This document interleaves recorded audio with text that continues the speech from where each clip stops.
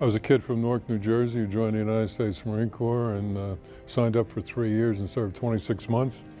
I was privileged to serve with the 1st Battalion, 1st Marines in Vietnam, and was wounded 3 times and twice medevaced from Vietnam, and spent 6 weeks in the hospital, and then the second time 4 weeks in the hospital. And that's my affinity to veterans. Fellow veterans, a lot of people died in the way, a lot of people got very seriously wounded. I've dedicated my life to my fellow veterans that are less fortunate than me. My father was a post commander in the VFW in Newark, New Jersey, and I kind of grew up with the VFW. Saturdays I'd go with him and help him clean up the post, and I'd go to the state conventions because it was a family event. And when I got to Vietnam, the first thing I did was found a mailbox and dropped my membership application in for the VFW. And then when I was wounded the second time in a hospital in Okinawa, the people who came to visit us every day were VFW volunteers. I've been here since 1996 and seen a lot of trials and tribulations, and worked with 5 administrations now. The first policy experience I had here in Washington, D.C., up front and close and personal, was when I was National Commander of the Veterans of Foreign Wars. There was a proposal put forth that they would open the VA on a test basis to non-veterans.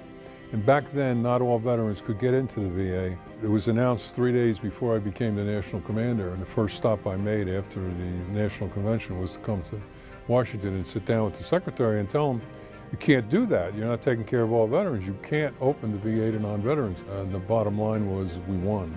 I really enjoy helping my fellow veterans.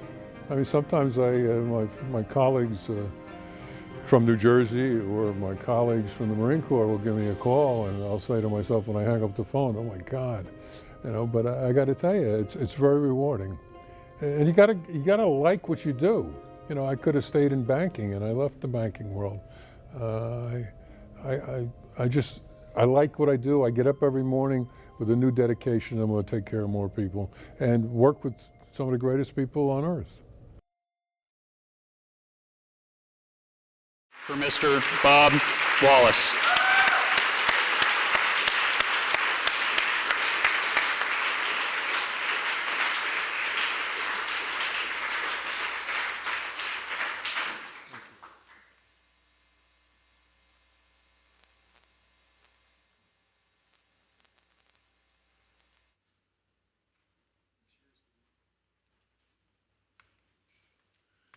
Thank you very much. To Justin and HillVets, thank you for the award.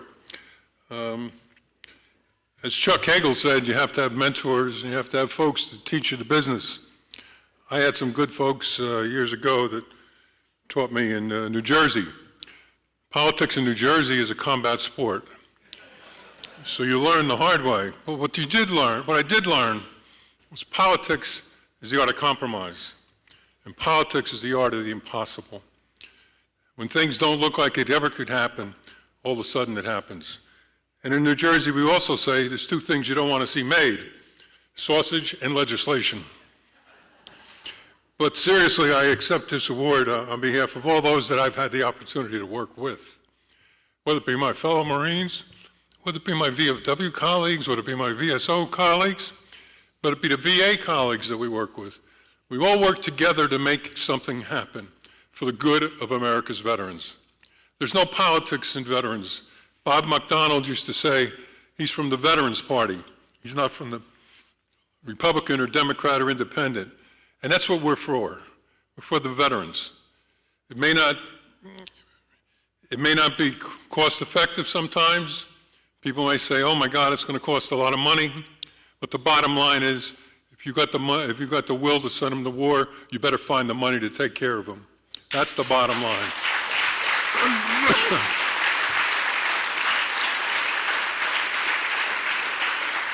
I remember when I worked for Tom Kean, when he was governor of New Jersey, and I had the opportunity to manage Veterans Affairs. At that time, he was doing license plates for organizations. So we did the license plate for the VFW or the American Legion. A room like this would be full. People would be out in the hallways. When he got finished, everybody would line up. They pay $15. $15 for a license plate. There are no license plate issues here in Washington, D.C. Every issue costs money for veterans. And as I said, if you're going to send them to war, you better find the money to take care of them. That's the bottom line.